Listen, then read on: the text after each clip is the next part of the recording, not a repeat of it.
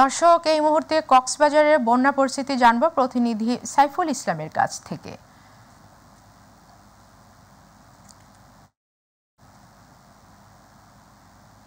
ধন্যবাদ আপনাকে।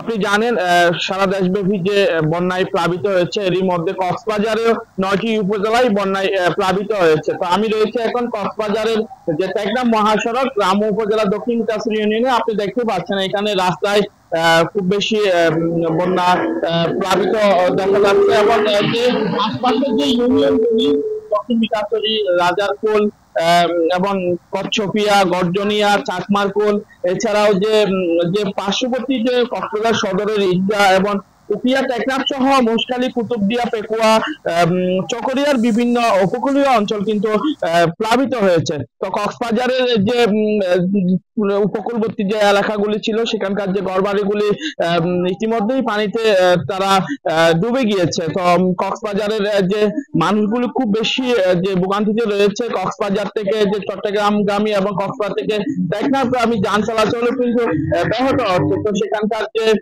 চিংড়ি, গ্যার এবং বসত বাড়ি, যে ফসলি জমি সবকিছু কিন্তু তলিয়ে গিয়েছে। তো কক্সবাজারে যে শুকনো খাবার এবং পানি সহ অনেক কিছুর অভাবে মানুষ কিন্তু কাতরাচ্ছে। তো কক্সবাজারের যে বিএনপি নেতা লুৎফর রহমান কাজলের পক্ষ থেকে গতকাল কিছু শুকনো খাবার বিতরণ করতে আমরা দেখেছি।